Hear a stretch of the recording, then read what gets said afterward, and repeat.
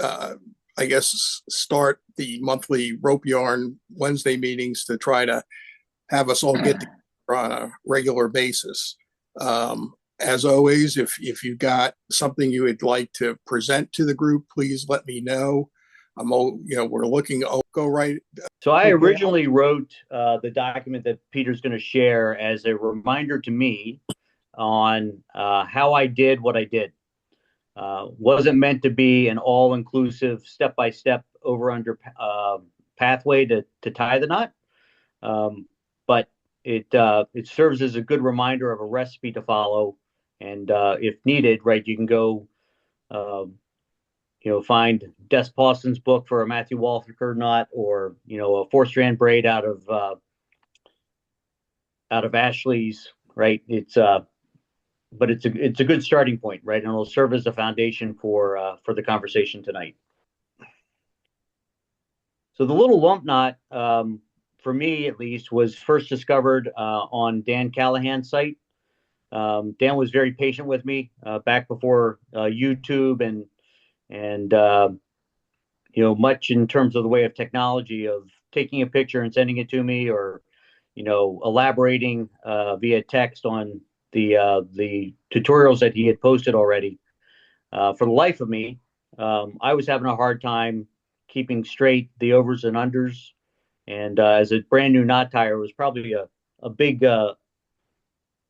plate to try to tackle for one of my early projects.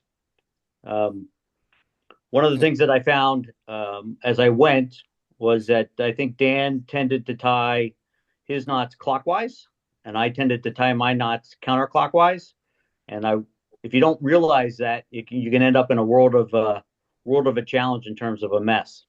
So the document that's up is again my reminder of how I got to the little projects that I like to tie. Right, I really liked Dan's tutorial, but it yields a much longer key fob than I personally like. I carry my keys in my pocket, not a book bag or a satchel. And if I'm seated in my car, right, Dan's projects, as he wrote the tutorial, were long enough that they'd bounce against my knee, which was, given the amount of time I spent driving, was bothering me. So I abbreviated his project. Used essentially the same process, but just shortened it. And over time, given the cord that I like to use, right, it takes me 4 pieces of cord, each 4 feet long. That gives you 8 working ends as you tie it, and it allows you to build the knots as the ingredients list show, to not only build the stem, but then a little lump knot. Step 1, and this is captured in the document that I'll figure out how to shrink and send to everybody for those that want it. Step 1 is to everybody see the braid. Don't trust that my camera's on.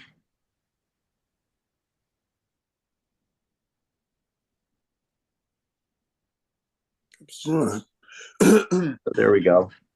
So I have an 1/8 inch stainless steel thimble that I've tied a 4-strand braid on, seized both ends of the braid, and then seized the braid to the thimble.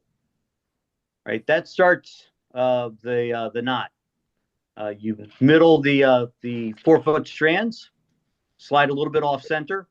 So in the end, right, all your working ends end up to be roughly the same length. Right. If you don't slide a couple inches off center, it won't hurt you too badly. It's probably more due to my OCD than anything else that I slide off center a little bit. This will give you 8 working ends, which you can then fashion into a Matthew Walker knot. You'll untie both sides of the seizing, right? Set the Matthew Walker knot, and then dress the Walker knot so it's tight up against the thimble.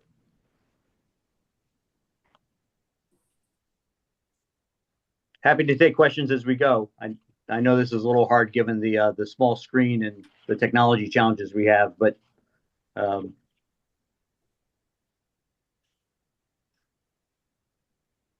once you set the Matthew Walker knot,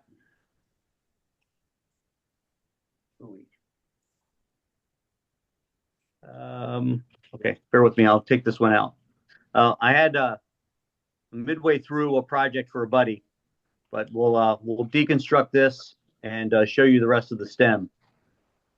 Um, as the first page of the document that Peter's sharing shows, there's a thimble part, the Matthew Walker knot, a stem, and then the little lump knot.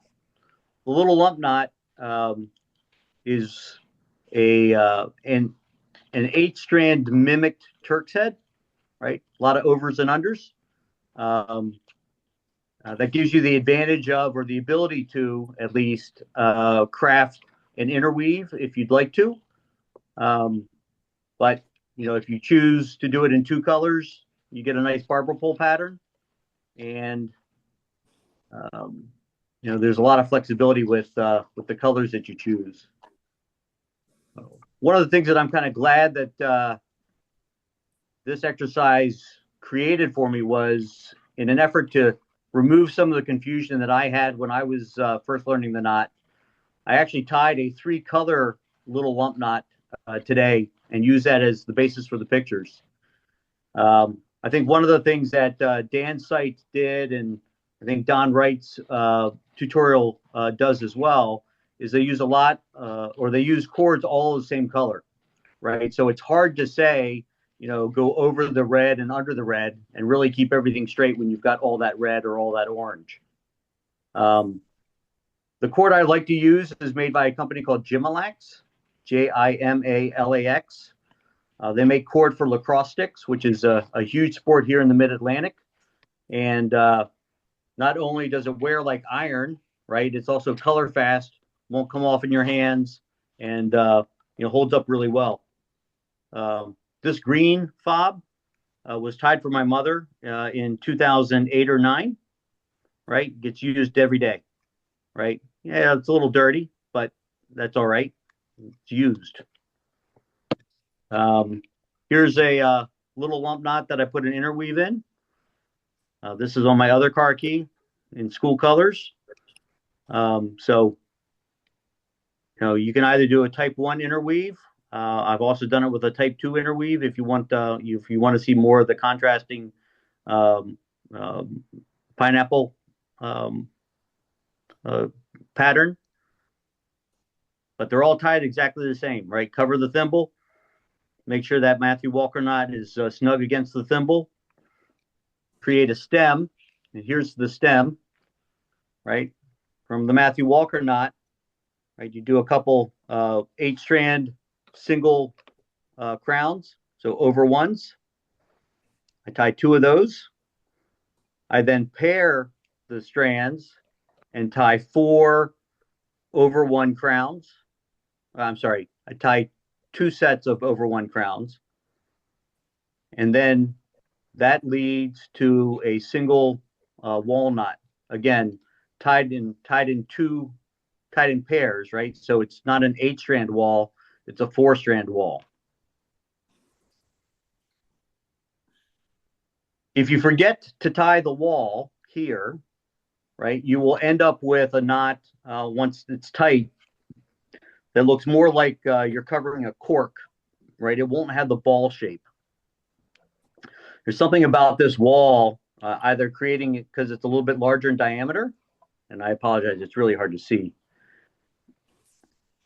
That walnut, right, will help form the ball shape of the little lump knot.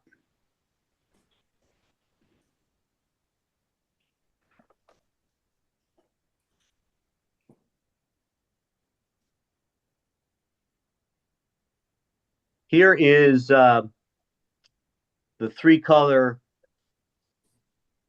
one I tied for tonight and used in the pictures that I'll figure out how to get sent to everybody. Once you have the walnut and at the end of the stem, right? A single. The next step is to tie an 8-strand wall, and unlike the wall that's here at the end of the stem, in order to get the height here in the little lump knot, you take the, in fact, maybe you can see it here. So as this red strand goes beneath this blue strand, right, that's the wall. But you extend the wall, you heighten, you increase the height of the wall knot by going over and under another pair. And so that extends your knot from a 3-part knot to a 5-part knot.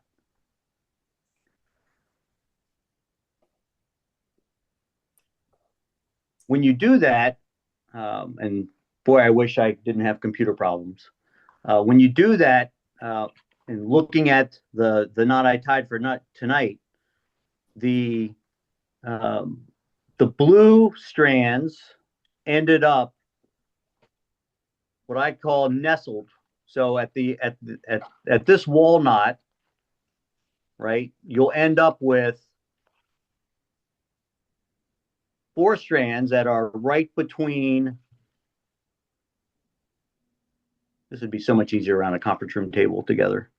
4 strands that will end up right between these 2 strands that come up out of the wall. And then you'll end up with 4 strands that come up between the walls, or between the working ends of the wall. So in the document that I'll send, I refer to the strand that comes up here at the junction as nestled, and the strands that come up between the wall ends as betweens. Now, I intentionally did it that way and tied this one to highlight the fact that the blue in this knot were all at the same point around the clock face. They were all nestled strands, because the nestled strands start the little lump knot as a simple over 1 crown. So this blue strand crowns with that blue strand and then follows itself around the knot. The challenge that I had with Dan's pictures and with Don's pictures were I couldn't figure out how the white strands moved from one side of the knot to the other. And likewise, I couldn't figure out how the red strands moved from one side of the knot to the other. And then I found Peter's diagrams. So the little lump knot actually gets credited to Peter Vandergrind. Don't apologies if I have his name pronunciation incorrect.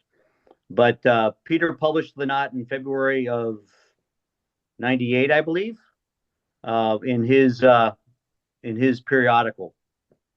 So I think that those are available on the IGKT site, and there's certainly soft copies around. I did include in the document that I sent to Peter his 8-strand over under, which is what this knot is based on. But there's also a 10-strand, a 12-strand, and I think there are 2 different versions of the 10-strand knot. But in the end, once you get the over-unders set, it's a simple matter of doubling the knot, and then the work begins. You've got to tighten it. So I would caution patience when you tighten it. Me personally, I find it much easier to do if I do the whites and the reds first. Can't tighten them all the way, obviously, right? Because you've got to keep the blue cooperating.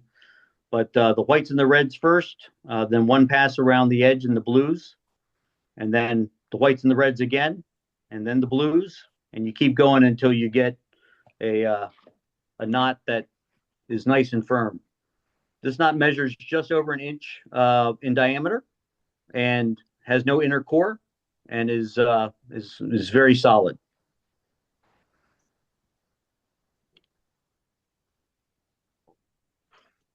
Tools that I use are very basic.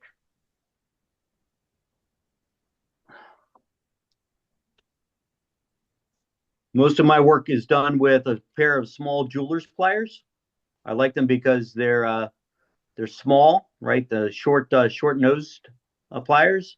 I like them because the jaws are smooth, right? And the fact that they're round gives you a great clamping pressure, right? So if you're going to really um, wrench isn't the right word, but if you really want to apply some pressure and get your knot tight, I find these work very well for me. Getting the overs and unders to set, given that the Gimalax is a synthetic cord, and cut it on an angle, uh, melt the end with a torch lighter, and then Tandy makes a large lacing needle, right? One end is threaded, allows you to just thread it right onto the end of your melted cord. I also uh, use a small spike with some square, it actually was an old nail, an old aluminum nail. It's been flattened. And then a gift from Barry Brown out of the UK is a hollow fid with one of Barry's very fine pineapple knots on it. This is great for setting the cap pattern, right? You can thread it side to side, get the over under, and then just thread the cord through and pull it on.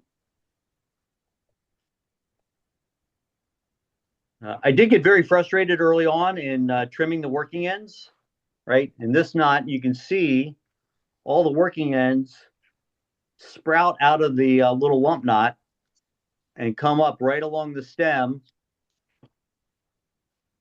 And you have to figure out a way to cut those and not damage your work. And I tried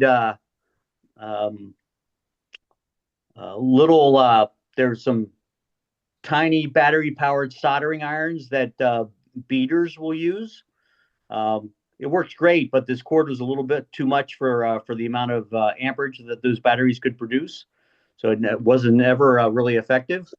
I tried using a knife, and how many times did I go through the working end of the cord and into the knot itself? I might have used some colorful language and taught my children some things. So I ended up settling on a pair of electricians or electronics diagonal cutters. You can get these right up against the work, get the working end in there, and cut it cleanly right against the edge of the cap, and then you can use a spike and you can tuck the working end.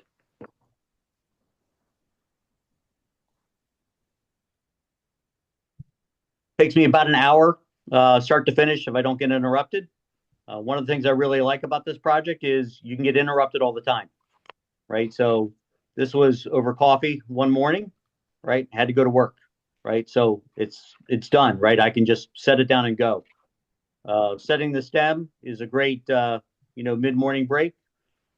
Setting the weave of the little lump knot is, maybe 10, 15 minutes after you get it down.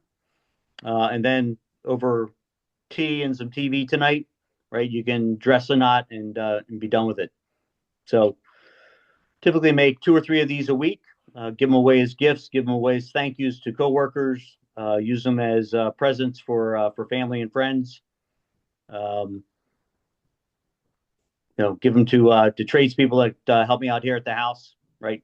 Just something to say thank you.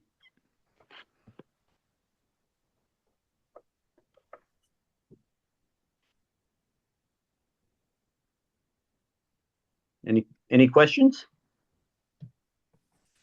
Yeah, this is Brad. What was the name of the cord, or can you put up the website where you get the cord from?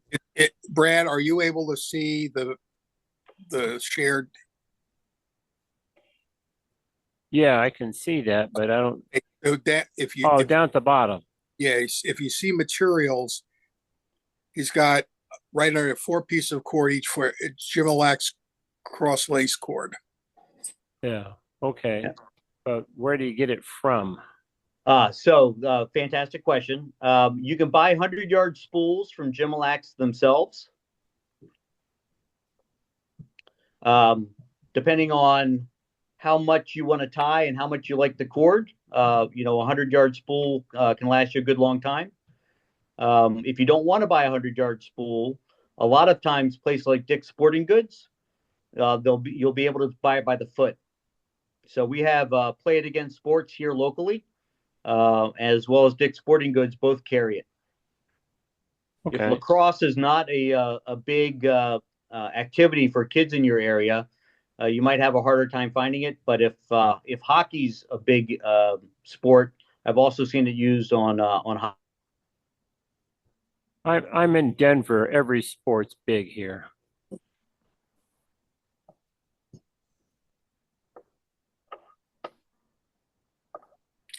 Does anybody want me to continue to share, or can I stop sharing?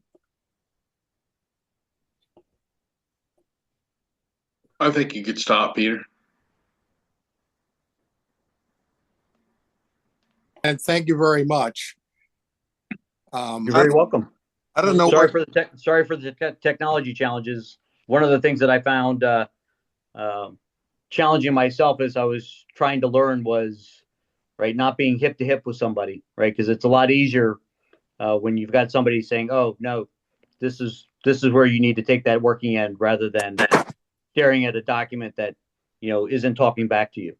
So looks very similar to a globe knot. it is. When I think of a globe knot, I think of a single strand or a pair of strands, not 8 working ends. yeah, globe knot is a single strand. Yeah, I make a lot of globe knots, but I use 3 strands. I just a triple pass, I guess. Yeah. So I've seen globe knots that have an interweave in them. I'm not a purist when it comes to the vocabulary and the language, right? Some people call it a double knot, some people call it a 2-pass knot. I mean, for me, I'm a simple guy, right? If it needs another pass to make it fit the core, right? That's fine. But I really like the fact that I could set an interweave in the little lump knot because it mimics an 8-bite 5-part knot, and that takes a fine Charlie Brown stripe interweave. So you got to takes a little bit of effort to bury or find a path for the displaced knots in the lump knot, but once you take your time and you look at it, you figure that out too. Here's the Peter Vandergrind book that's available on the IGKT website. Let's see. Hold on. I've lost it. It's the Wee Lighthouse knot. Here we go. Okay. Yeah, and I think he's got a couple others. There's I think he did a knot in honor of a friend who may have passed, Jan Voss. Yeah. Or Vos. John Voss. And then I think the IGKT. It's been a while since I've been on the site. Also had, or maybe it was embedded in the periodical that Peter used to publish. Wouldn't dare to even try to pronounce the name of the periodical, but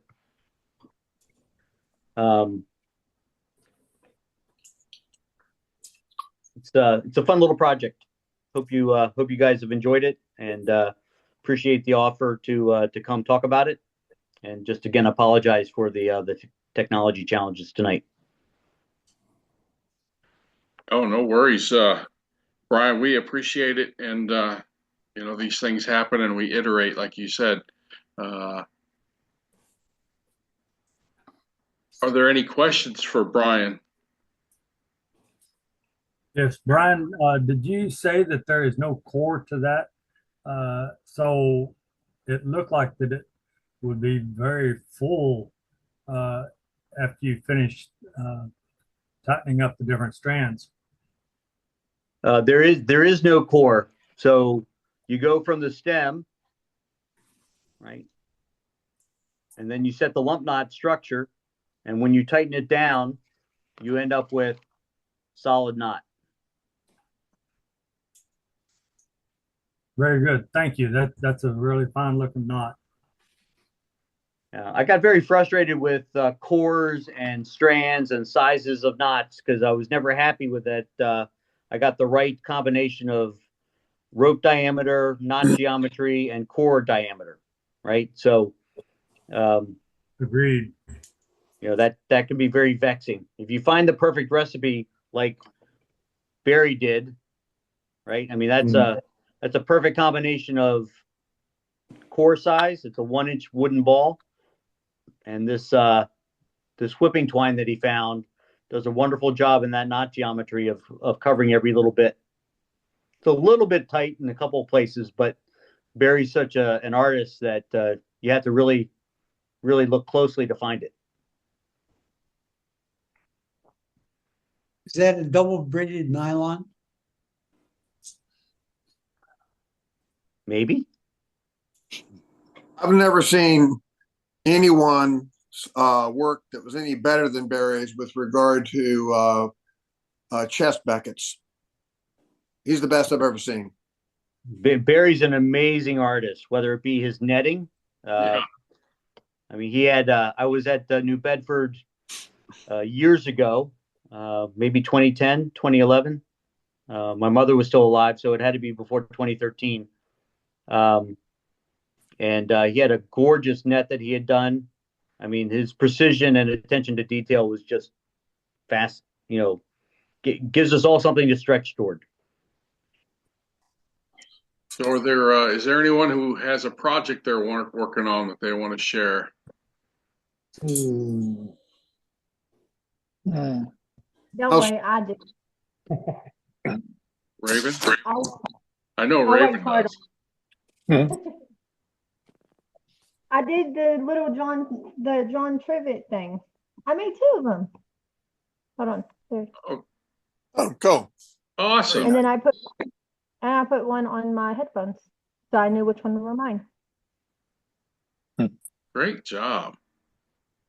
But my plan is I want to make a bunch of these and put them on LED lots. Like put it in the center so it looks like a strand of flowers. Very cool. Yeah. I think that's, but today we made a bunch of rope. This is all Dad's rope for sale.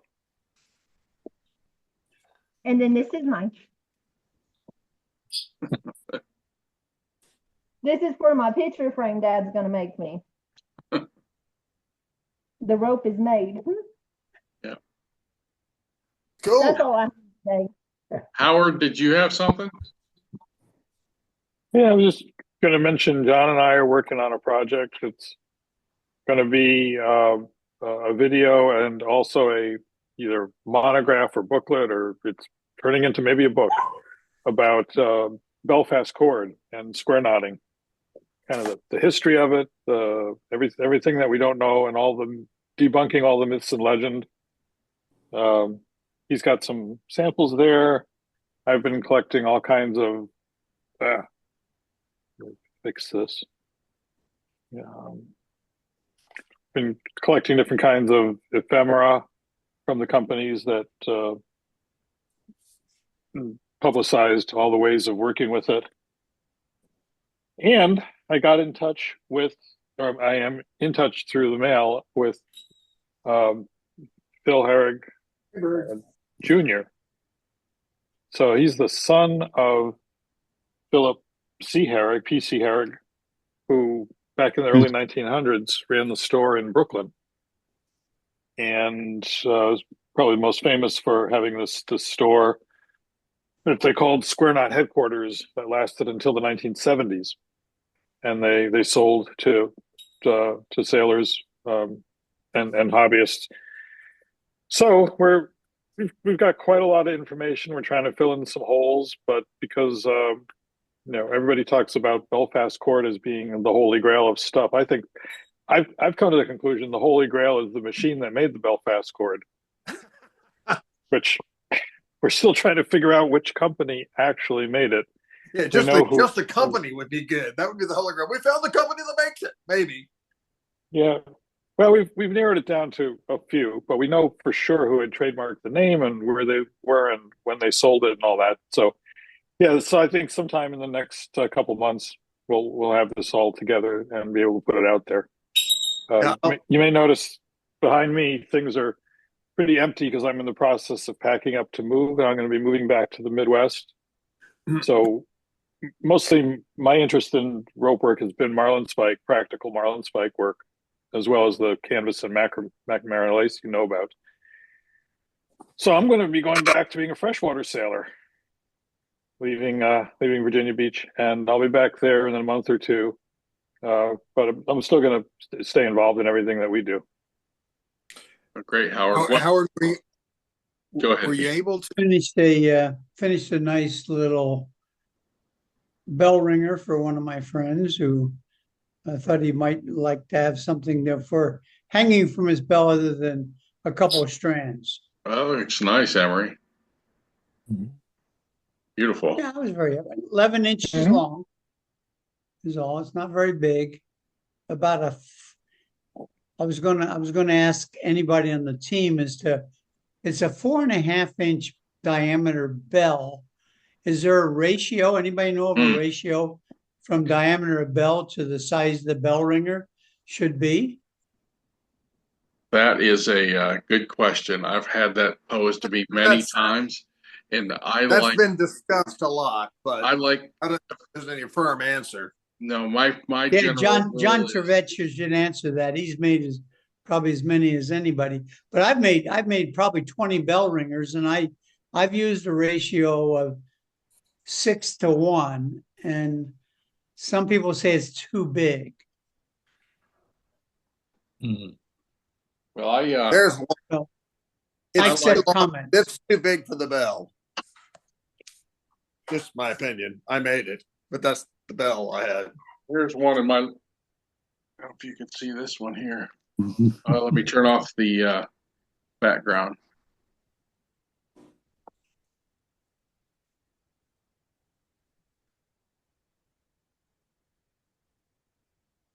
Is that your ship attacking the Sydney Opera House Yeah, it is. just before the bombardment ensued? Before the Liberty bombardment. John, do you have a ratio that you like? Well, I was on the USS Wisconsin the other day with another not kind friend, and we discovered that the USS Wisconsin has a 16-inch at the bottom diameter bell that is sans bell rope. So I may be making one for that and just give it to them. I've befriended some of the guys that are volunteers on there. I don't know.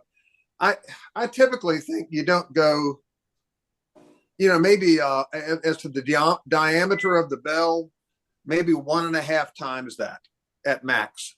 But it depends on the actual functionality of the ringing of the bell. Jamie White made one that the bell was at an elevated position from where you would pull it, and it was 4 feet long to make it practical. So there's all of them. Chill, dude. You're very squawky. Now, see, we made you on camera. You better relax. I'll get you a treat in a minute. I think the IGKT site says 4:3 ratio, so a 12-inch bell would need a 9-inch rope. Yeah, Wow. this conversation about the bell to rope ratio reminded me that Vince Brennan does a lot of fancy work as well, and he lists the same ratio on his site. Yeah. I haven't talked to Vince in years. I don't know if he's still with us, but very Vince talented he is. man. Yeah, I'm getting ready to do an interview with Vince. Matter of fact, he's the one who sent me that Belfast and that Herwig rope. Yeah, he was in very poor health. He's doing a lot better. Thank you for asking. That's good. Here you go, So- Albert. Great. I would like to see if between John and Howard, if you could nail down the year that the Belfast cord was first prescribed in the U.S. Navy uniform regulations. That's a good question. By the way, it's still there today. It's still there today. I just came across that. Let me just mention something that when Skip and I visited the CNO as the thank you visit for making the Pentagon frame, that was addressed that it's still that way. And Skip had come up with, and part of the deal for the money that we got for the Pentagon frame was that regulation would be changed, and it still hasn't. So it probably never will be. Half the people reading it wouldn't know what Belfast cord is anyway, and of the very small number of bosun's mates who still make their own lanyards, which that's fewer than 0.5%. They don't know how to do it, and if they did, they would be using paracord. That's reality. Let me get him a peanut. Howard, were you able to retrieve any of those pictures I sent you? Yes. Were any of them of any interest where you want me to take a better photo? I think I'm in pretty good shape with what I've got. Okay. I got some things from Des as well. And I've collected I think hundreds of documents in the last few months since I started working on this. And now it's a matter of just kind of condensing it down and being able to finish it up. So thank you. Howard, Yes. have you ever seen the box that the Belfast cord came in? Yes. Okay, I didn't know if there was any information on that. I had one several years ago that I got on eBay of all places. There you go. Mine looked older than that even. Anyway, that's it. Herwig. And then Now this later iteration of Gemsco. Right. I was selling it in the exchanges. No, I had one that it was a horrible green colored cord that I believe I donated it at the St. Petersburg meeting, and I'm not sure who won it. So it's floating around there someplace. The company that actually was wholesaling those out of New York City had advertised 16 and 17 different colors right from the very beginning in 1920. And who I just asked you about the uniform? Was it Jim? Yeah. I just took a quick look. Belfast is not mentioned in the 1941 uniform regulations, but I haven't looked in all the versions yet, so I don't know. We're talking specifically about for bosun's lanyards, right? That's correct. Yeah, I can't find regulations much later than the 40s, up until the 70s. I have a bunch, and I'll make a point of looking through and see. I mean, that would be a good thing to include here too. Sure. Thank you. I'll take a look for that. Sure. You guys want to see a preview of my frame, very unfinished? Sure.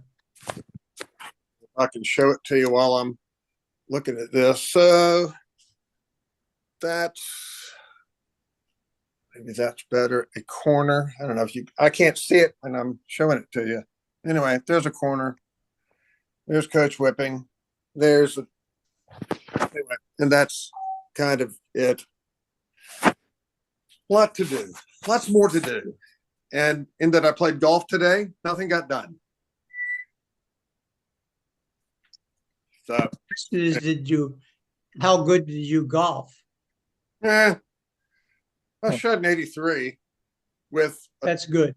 A triple bogey and 2 double bogeys. So other than those 3 holes, pretty good.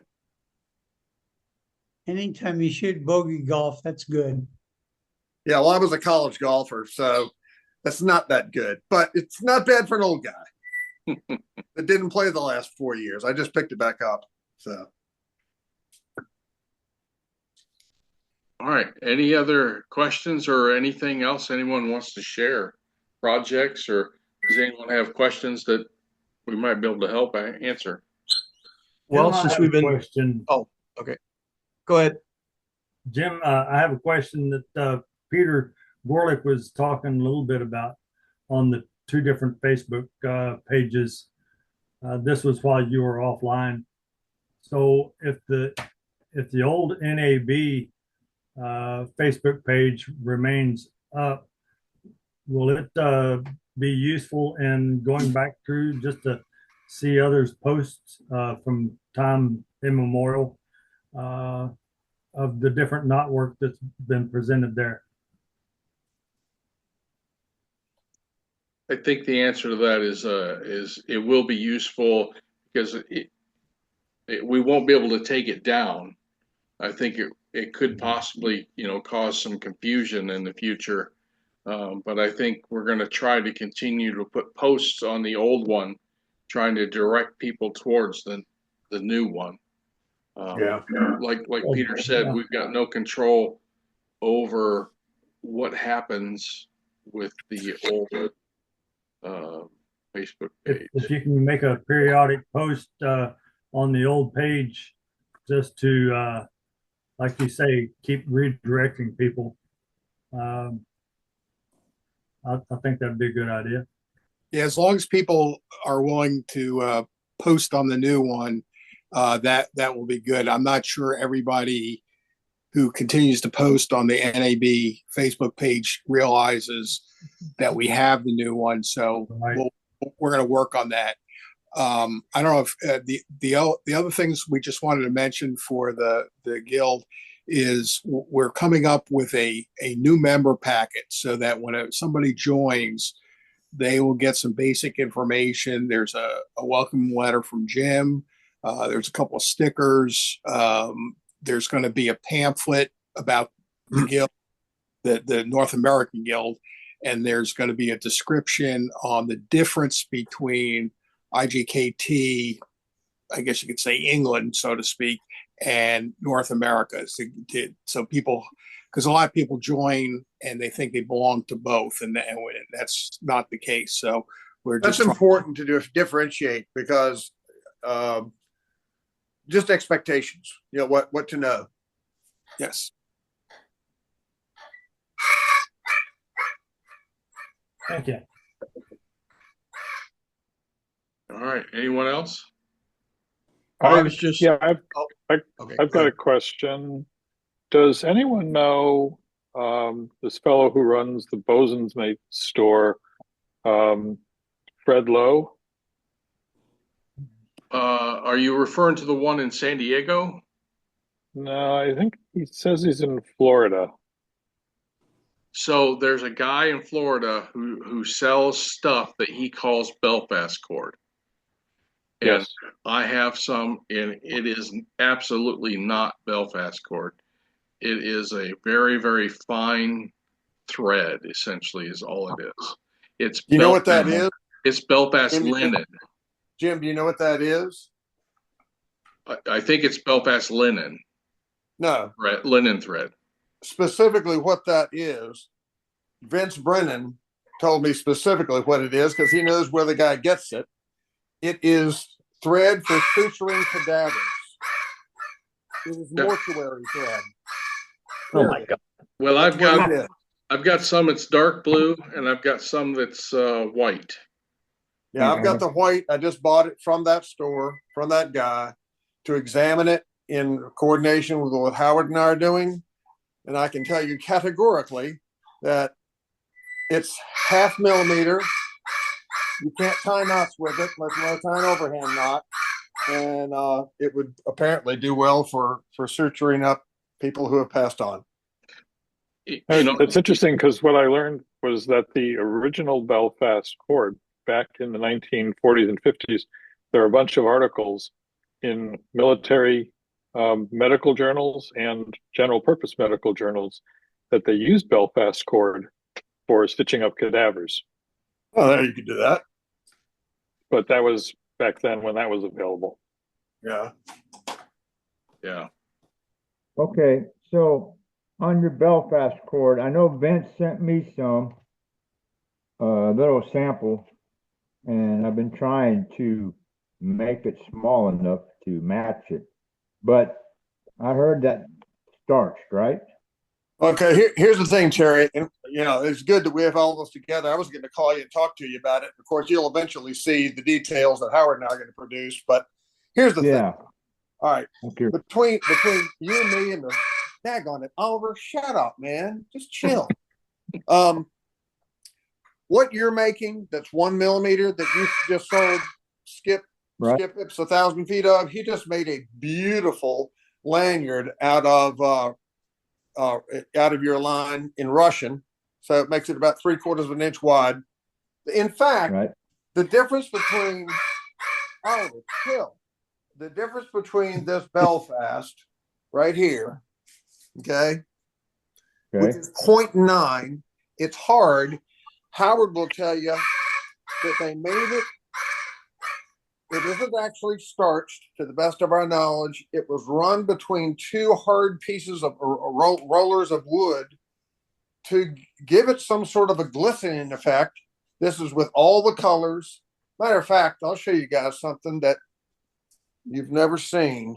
I forgot that I had. If I can find the daggone box. Here it is. Skip Hips recently sent me, this is all for this project, his collection of bosun's lanyards that he has collected over the years. This is a green, this is in Russian. No, it's not in Russian. It's some sort of a weed. That's out of green Belfast. This one is in white Belfast. Some of these goes back to pre-World War I. That's synthetic. This is where's the one? This one. This is Belfast, 17 strand. Some of these calls are all sterling silver, pre-World War I. So I got a whole collection of them, over a dozen of 9 of them are tied out of Belfast and go back to World War II and before. Yeah, so, on that same subject, this is the 1930 edition of Herwig's price list, or little catalog. And in here, he says Belfast cord is a polished cord commonly called waxed cord. There's no clear indication for sure that it was waxed or starched. In different places, people talk about it as being polished or waxed or starched. We don't know for sure. We're going to take the samples that John has and with my microscope, take a look at them and see. I don't have access to an infrared spectrometer like I used to, but we should be able to figure out what it might be. In talking with one of the folks at the Plymouth Cordage Company's Heritage Museum, they told me that when they polished cords or sold cords that they called polished, they ran them between blocks of wood or hard rubber. Yeah. And that in the processing operation, that's what gave that finish. The Belfast cords are talked about as kind of sparkling or producing a beaded effect when they were tied into square knots. So I would not be surprised if they were treated chemically, or whether it was just a bit of wax and then polished, or actually some sort of starch or some other kind of spray. I don't really know. Here's the bottom line, Terry. Yeah. Here's the bottom line. How many of you guys, okay, we'll just poll the group here. How many of you guys tie in 1 millimeter line or smaller? Well, canvas. I mean, I have. Yeah, I mean, I have. But I've actually made a flat 5-strand Senate that I then made other stuff out of. 1 millimeter. Matter of fact, I've got one right here. I've got a bell rope keychain that I made. Where is that sucker? It's laying here somewhere. It's so small you can hardly see it. It's tedious. Got to take forever too. It is okay. So called the Holy Grail because it's unavailable. Probably nobody wants to use 1 millimeter except me and a handful of other people. That's about it. Terry, you don't sell a lot of 1 millimeter, do you? John, we're going to get you to do this, John. With tweezers. You're But about I can tell you, Skip Hips has just made a 1 millimeter lanyard with a neck piece of. He's making it as a special gift for somebody, but it's a 33 strand, whatever, 31 strand Russian. It took him 40 hours. 40 hours to do a neck piece. So just saying, it's not something that you commonly are going to see someone from today doing. Oh no, and I don't like making the 1 millimeter rope. It takes too long. Yeah, well, I'm sorry, you're gonna have to make some more. I'm gonna pay you, but I've got 300 feet right now from you, and I do use it, and I love it. There's certain things I'll use the Marty Combs line, which you can get from Beagle Bay or used to be from Nautica USA. I use some of that line still, but not much. I mean, I did this coach whipping out of 15B because I didn't want to waste Marty's line on it because that's a lot of cordage, and it once you tie it as tight as you tie it on that and then roll it, doesn't matter. I don't need to have hard line for that. It's pulled hard. So these are the kind of things that are written up a lot about between the 1920s and the 1960s. And this is one of Gromont and Hensel's books. Mm-hmm. I had told to John, this is how deep down this rabbit hole I went. I actually counted up the numbers of examples and things that they had written about. And in the big encyclopedia, they devote twice as much to square knotting and belts and purses and things like that sailors would have made on board ships. Twice as much as any other chapter on any other subject in their book, more than sennets and Turk's heads and decorative work and everything else. So apparently back in the first part of the century, up until the 60s or so, it was very popular. And they sold a lot of cord, especially for people who make square knot belts and things. I'd love to find some. I've never seen some, and these are all dramatically colored. They would have been amazing. Oh, cool. Let me. Is that an old one, Pete? Yeah. Let me. Where am I? Let me take my blur off.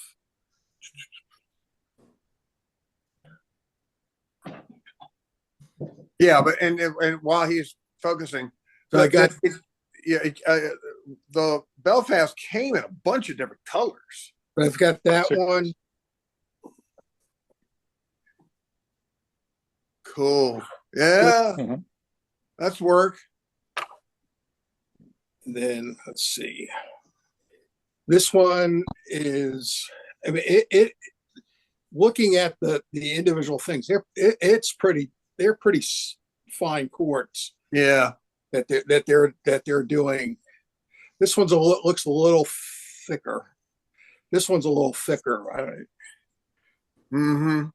But this one here is really fine material. Well, and you guys know that if you even just going from 1 millimeter to 1.5 millimeter is light years difference in tying capability. In ease, it is. I do a lot with 1 millimeter. I mean, 1.5 and 2 and 2.5. But when you start tying a 1 millimeter, it's almost to the point of getting out the tweezers. I mean, this one here, it looks like the handle is more of a Senate. Yeah. But this one here is really, I mean, really fun. Who did that? It's really fine work.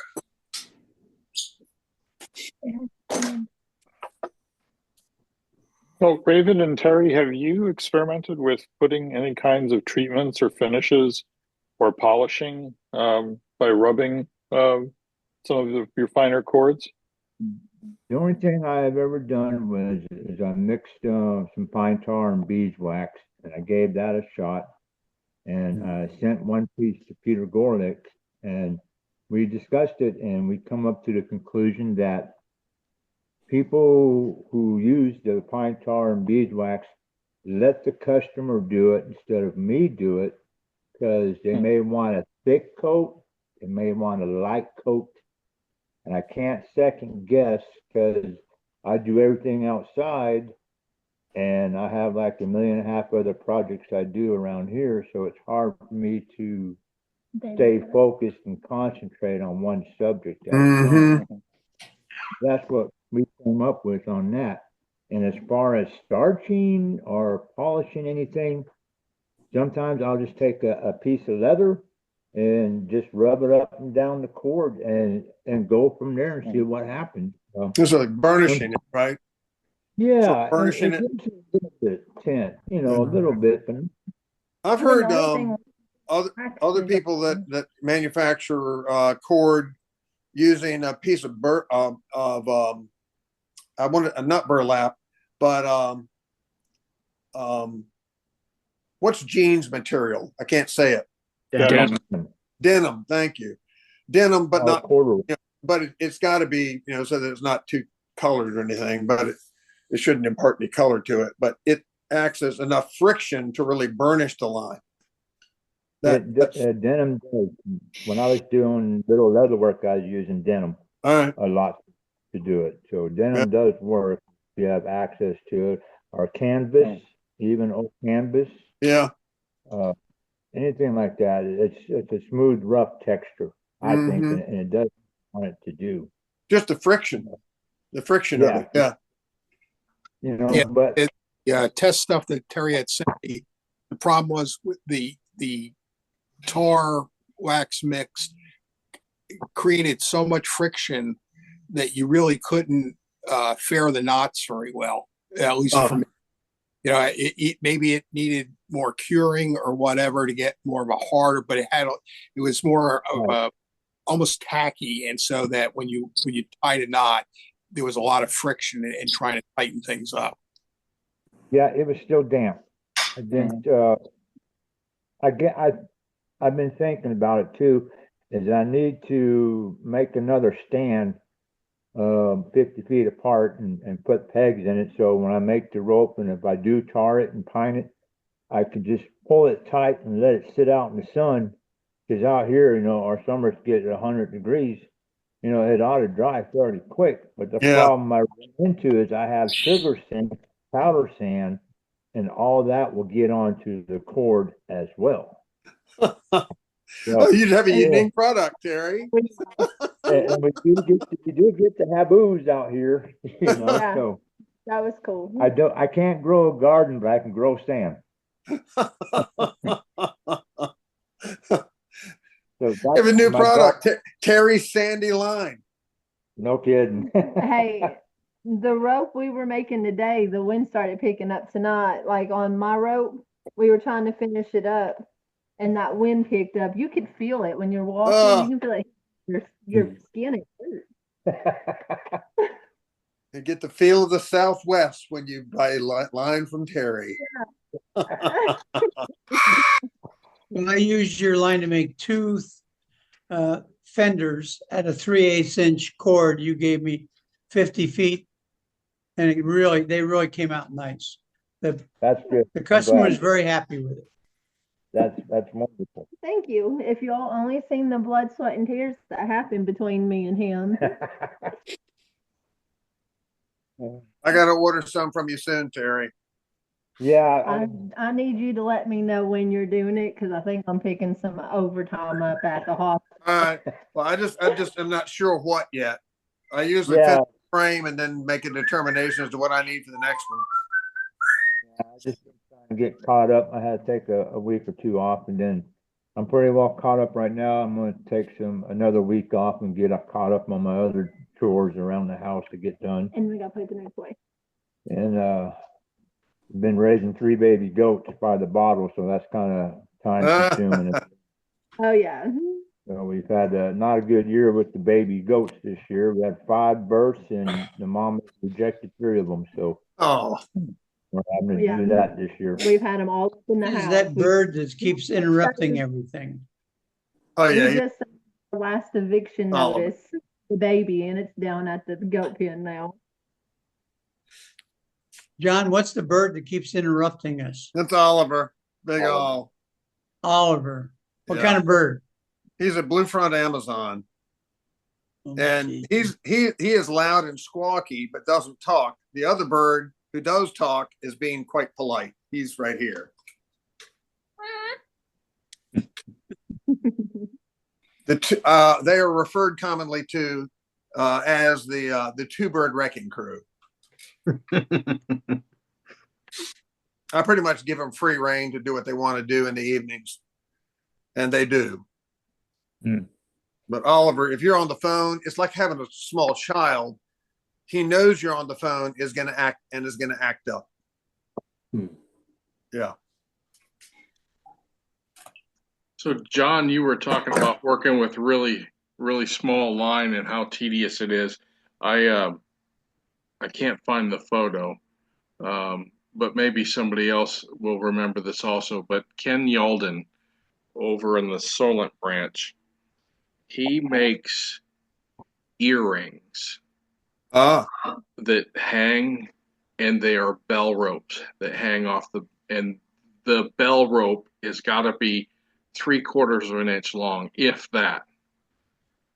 It's not focusing, John. Yeah, I know it focuses. There you go. It try to focuses on me, and then there you go. Yeah. Well, This is about this is Handy Hundreds 0.9. And it's probably a little over a half an inch long. Yeah.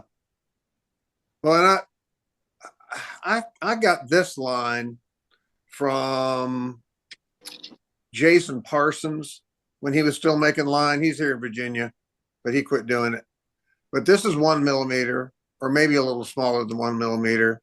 And that was a pain to make, in fact. And this is made out of the same line. Hold it closer to your face. Excuse me? If you hold it closer to your face, it focuses. Probably. I don't know if you No. probably can't tell it's a skeleton. Yeah. Skull on there. Cool. But I mean, generally, and I think I'm right when my assertion is the vast majority of people, and that doesn't include us really. I'm just saying that of not tires at large, 1 millimeter may be something like but if you really started using it, you'd be hating life. Yeah.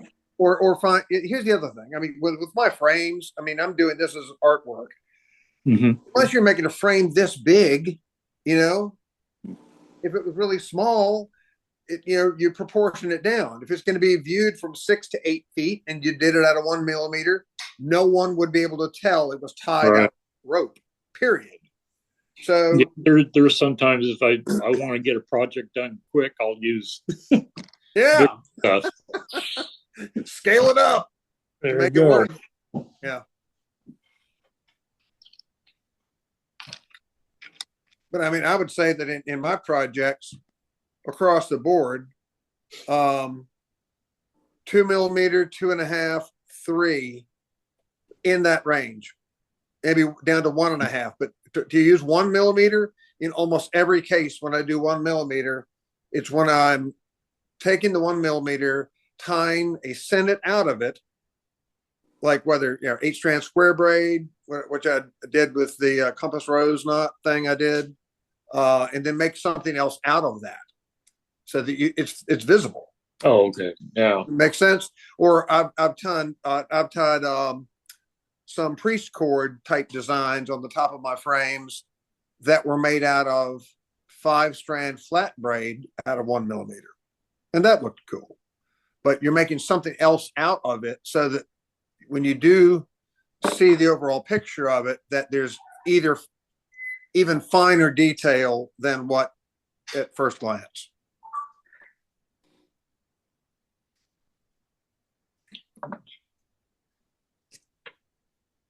Yeah. I'm just looking through. I've got a bag full of half finished projects.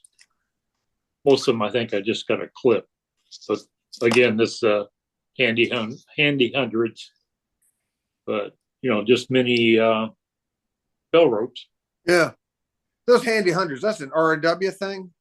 Yeah. Yeah, and it's Venetian blind cord is what it is. Yeah. But most of it comes, I think it's 1.4 and 1.8. I think they make it just two different sizes, really. Yeah. And their sizes aren't always consistent. Yeah, well, that's the nature. Nor are the colors. You got to be careful about what you mean. Yeah. Right. Yeah, but it's not something they manufacture. They get it from somebody else. I think it's mostly scraps, really. Yeah. Yeah, from what I understand, the way they started with that business is they were next door to a place that made blind cord, and they took all their cutoffs. So.